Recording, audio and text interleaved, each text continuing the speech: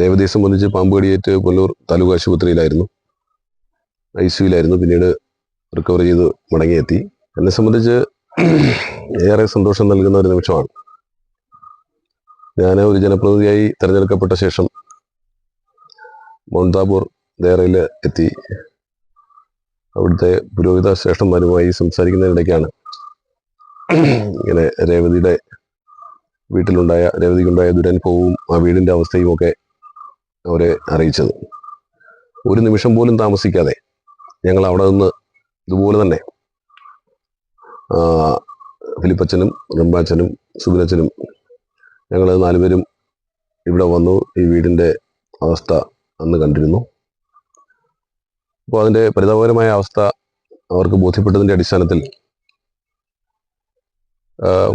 Mount Tabor സ്ഥാപനങ്ങളിലെ വിദ്യാർത്ഥിനികളാണ് ഇവരെന്നുള്ളതും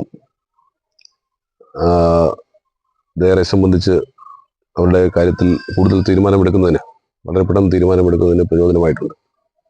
അപ്പോൾ ഇവിടെ വന്ന് സാഹചര്യം മനസ്സിലാക്കിയപ്പോൾ ഈ സാഹചര്യത്തിൻ്റെ അടിസ്ഥാനത്തിൽ തീരുമാനമെടുക്കുകയും ആ തീരുമാനം ഇന്നിപ്പോൾ ഔദ്യോഗികമായി ഈ കുഞ്ഞുങ്ങളെ അറിയിക്കുന്നതിന് വേണ്ടിയാണ് ഇവിടേക്ക് കടന്നു വന്നിട്ടുള്ളത്. അപ്പോൾ ഈ കുട്ടികളെ സംബന്ധിച്ച് അവരുടെ മാതാപിതാക്കൾ വളരെ കൂലിവേല ചെയ്ത് ജീവിക്കുന്നവരാണ്. രേവതിയെ സംബന്ധിച്ച് പാമ്പ് കടിയേറ്റ് പുനലൂർ താലൂക്ക് ആശുപത്രിയിലായിരുന്നു, ICUവിലായിരുന്നു. പിന്നീട് റിക്കവർ ചെയ്ത് മടങ്ങിയെത്തി. ഈ വീട്ടിൽ താമസിക്കാൻ കഴിയാത്ത സാഹചര്യം. ഈ വീട് ഹോളോ ബ്രിക്സ് കൊണ്ട് നിർമ്മിച്ചിട്ടുള്ളതാണ്. ഈ പലയിടങ്ങളിലായി തുടരെ പാമ്പുകൾ പ്രത്യക്ഷപ്പെടുന്നു എന്ന് ബോധ്യപ്പെട്ടപ്പോഴാണ് അവർ തൊട്ടടുത്ത വീട്ടിലേക്ക് താമസം മാറിയിട്ടുള്ളത്. അപ്പോൾ അവരുടെ പരാതി, ഞങ്ങൾ വന്നപ്പോഴും പറഞ്ഞ പരാതി, പലരും വന്ന് കണ്ട് പോകുന്നു എന്നതിനപ്പുറത്തേക്ക് ഞങ്ങൾക്ക് നടപ്പുമാർഗമൊന്നും കാണുന്നില്ല എന്ന് വളരെ വ്യസനത്തോടെ പറയുകയും, അത് ഒരുപക്ഷെ അതുകൂടി കേട്ടതുകൊണ്ടാകാം ഫിലിപ്പച്ചനും റംബാച്ചനും സുബിനച്ചനും ഒക്കെ വളരെ ദ്രുതഗതിയിൽ തീരുമാനമെടുത്ത് ഇന്നിപ്പോൾ ഈ കുഞ്ഞുങ്ങളെ വന്ന് അറിയിച്ചിട്ടുള്ളത്. അപ്പോൾ മൗണ്ട് താബോർ ദേറെ സംബന്ധിച്ച് ഈ സൂചിപ്പിച്ചതുപോലെ നിരവധിയായ ക്ഷേമ പദ്ധതികൾ ഈ പ്രദേശത്തൊക്കെ നടപ്പിലാക്കുന്നുണ്ട് എന്ന് ഞാൻ പ്രത്യേകമായി പറയേണ്ടതില്ല. അക്കൂട്ടത്തിൽ ഇത് ചൂണ്ടിക്കാണിച്ചപ്പോൾ ഇത്തരത്തിൽ ഏറ്റെടുത്ത് അവർക്ക് താമസിക്കാൻ യോഗ്യമായ ഒരു ഭവനം മാസങ്ങൾക്കുള്ളിൽ നിർമ്മിച്ചു നൽകാം എന്ന് ദേറയുടെ ഭാരവാഹികൾ തന്നെ അറിയിക്കുമ്പോൾ ഏറെ സന്തോഷമാണ്.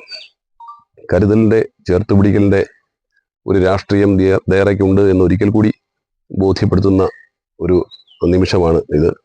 തീർച്ചയായിട്ടും മൗണ്ട് താബോർ ദേറയിലെ പുരോഹിത ശ്രേഷ്ഠന്മാരെ എല്ലാവരെയും ഈ അവസരത്തിൽ അഭിനന്ദിക്കുന്നു. പ്രത്യേകിച്ച് ഇവിടെ വന്നിട്ടുള്ള ഫിലിപ്പച്ചനും അതുപോലെ തന്നെ റംബാച്ചനും സുബിനച്ചനും ഒക്കെ ഇതിൻ്റെ ഭാഗമായി നിൽക്കുന്ന എല്ലാവരെയും ഒരിക്കൽ കൂടി അഭിനന്ദിക്കുവാൻ ഈ അവസരം ഉപയോഗിക്കുന്നു.